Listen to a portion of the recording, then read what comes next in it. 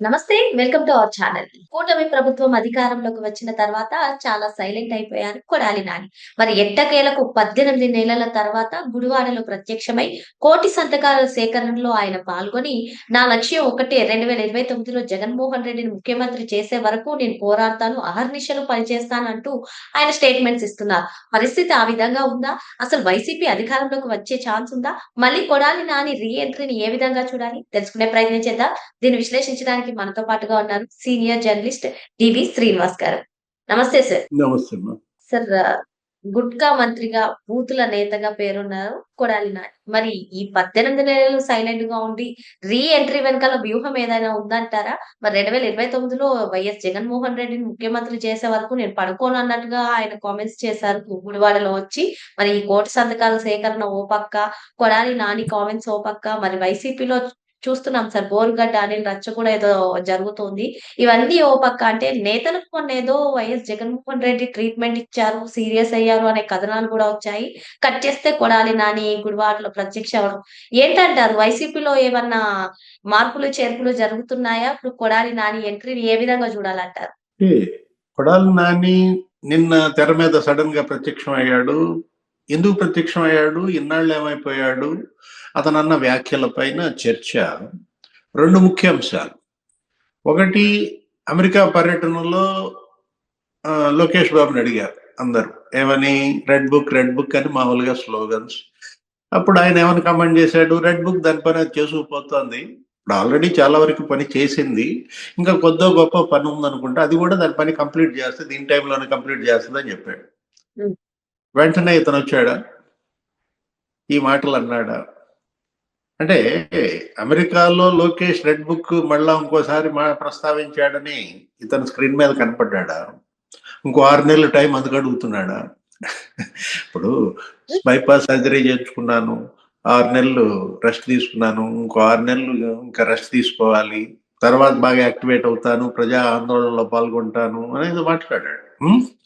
ఏది మళ్ళా జగన్మోహన్ రెడ్డిని సీఎం చేసేదాకా శక్తి వంచన లేకుండా పోరాటం చేస్తానన్నట్టుగా మాట్లాడాడు. ఇప్పుడు శక్తి లేదని చెబుతాడు, శక్తి వంచన లేకుండా పోరాటం చేస్తానంటాడు.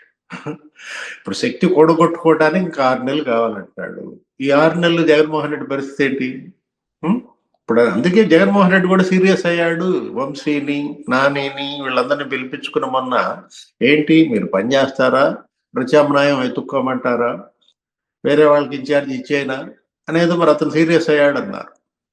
అంటే దానికొచ్చాడా స్క్రీన్ మీదకి, దీనికొచ్చాడా స్క్రీన్ మీదకి అనేది చర్చ. జనరల్ గా జగన్మోహన్ రెడ్డి కొడాలి నాని వదులుకుంటాడా? నానియే అతనికి ఎస్సెట్ కదా. ఇప్పుడు జగన్మోహన్ రెడ్డికి ఎవరు ఆయన దృష్టిలో అందగాళ్ళు? ఎవరెంత పచ్చి బూతులు మాట్లాడితే వాళ్ళంత అందంగా కనపడతారు. ఎవరెంత అవినీతి కుంభకోణాలకు పాల్పడితే అవో అసలు మామూలు అందగాడు కాదంటాడు. ఇప్పుడు హుండీలో మరి పరకామణి ఆ చోరీ కేసు అతని కంటికి చిన్న దొంగతనం. 14 కోట్లు ఇచ్చాడు తప్ప అని అంటాడు. ఇప్పుడు జోగి రమేష్ కి మంత్రి పదవి ఇచ్చాడు. ఏది? ఏంటి ఆయన క్వాలిఫికేషన్? చంద్రబాబు నాయుడు. రఘురామ బూతులు తిట్టడం, లేకపోతే చంద్రబాబు ఇంటి పైన దాడికి వెళ్ళడం. పిన్నెల్లి రామకృష్ణారెడ్డి ప్రజాస్వామ్య రక్షకుడు అంటాడు. ఈవీఎం నేలకేసి కొట్టినటువంటి పిన్నెల్లి రామకృష్ణారెడ్డి ఆయన దృష్టిలో ఏంటి? ఆయన ప్రజాస్వామ్యాన్ని కాపాడాడని చెప్తాడు. మరి సుప్రీంకోర్టు ఏమో లొంగిపోమంటుంది. ఏది? ఇప్పుడు ఇక్కడే ఏది గ్యాప్ నడుస్తోంది జగన్మోహన్ రెడ్డికి జనానికి మధ్య. జనానికి ఎందుకని జగన్ నచ్చట్లేదు అనే దానికి ఇదే ఉదాహరణ అనమాట. జనం నచ్చని వాళ్ళందరూ జగన్ మెచ్చిన వాళ్ళమ్మా. ఇప్పుడు జగన్ మెచ్చినాళ్ళు జనానికి నచ్చలేదనేది మొన్న తెలిసింది. ఇప్పుడు ఆయన అన్నారు వెంకయ్య నాయుడు గారు ఏమని, ఈ బూతులు మాట్లాడే వాళ్ళకి బూతుల్లోనే సమాధానం చెప్పారంటూ.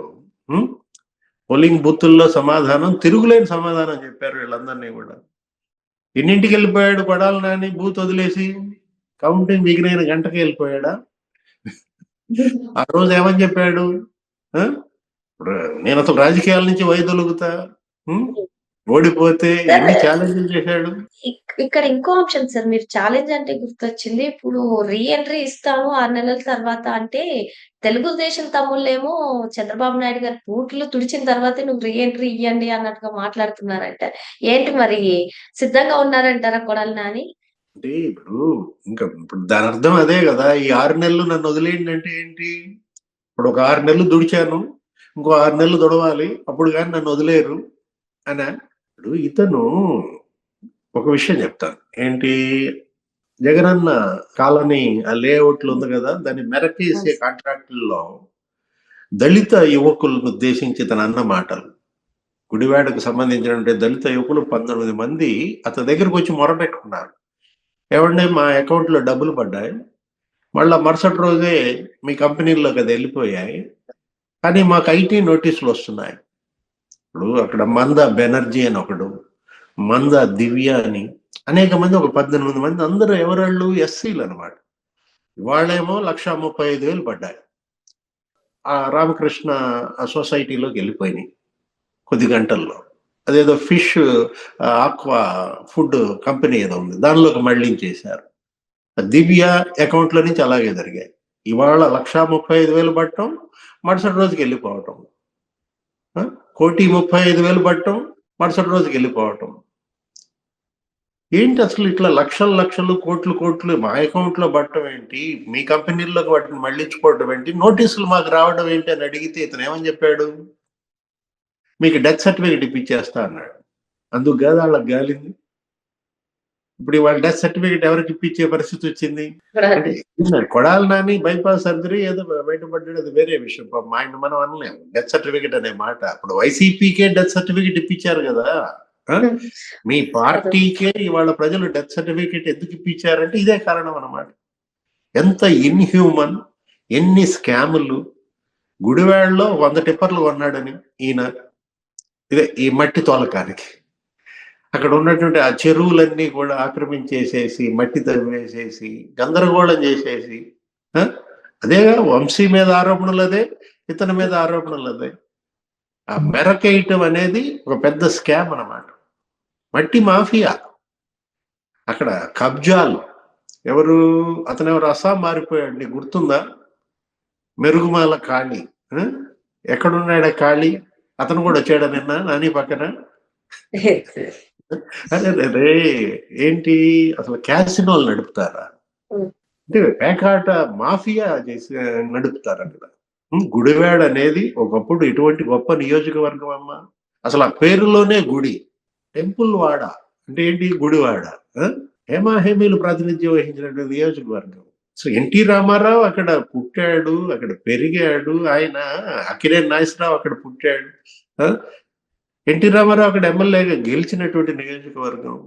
అటువంటి నియోజకవర్గాన్ని కొడాలి నాని గుప్పెట పెట్టి, ఆ జూనియర్ ఎన్టీఆర్ని పట్టుకుని, కాళ్ళు పట్టుకుని, గడ్డాలు పట్టుకుని, చంద్రబాబు దగ్గర టికెట్ తెచ్చుకుని, నేను ఇంత చేశా అంత చేశా, అక్కడ వాటర్ ట్యాంకర్లు నడుపుతున్నా, ఈ విధంగా చంద్రబాబు దగ్గరకు వచ్చి ఆయన కాళ్ళు పట్టుకుని టికెట్ తీసుకుని చివరికి ఆయన ఏంటి ఖర్జూర్ నాయుడు అంటాడు. సార్, వైఎస్ రాజశేఖర రెడ్డితో సమకాలికుడు అయినటువంటి మేకపాటి రాజమోహన్ రెడ్డి గారు కూడా వైసీపీకే కానివ్వండి, ఇటువంటి బూతులు మాట్లాడే వాళ్ళందరికీ కూడా సలహా ఇచ్చారు, సూచన చేశారని కూడా మనం చెప్పుకోవచ్చు. కానీ మళ్ళీ ఇప్పుడు నేను 6 నెలల తర్వాత వస్తా, అవే బూతులు అనే రీతిలో ఆయన కామెంట్స్ ఉన్నాయి. మరి ఇలా తండ్రి వయస్కులో అయినటువంటి వాళ్ళు చెప్పిన మాటలు కూడా వీళ్ళు లెక్క చేయరంటారా? మరి వైసీపీ పరిస్థితి చూస్తే మీరన్నట్టుగా రేపో మాపో మూసేసుకోవాల్సినటువంటి పరిస్థితి వస్తుందని కొందరు చెప్తున్నారు. ఏంటి మరి వీళ్ళ పద్ధతి మార్చుకోరంటారా? జగన్మోహన్ రెడ్డి ఏమో ఆంధ్రప్రదేశ్ ని వదలబొమ్మాలి అంటున్నాడు.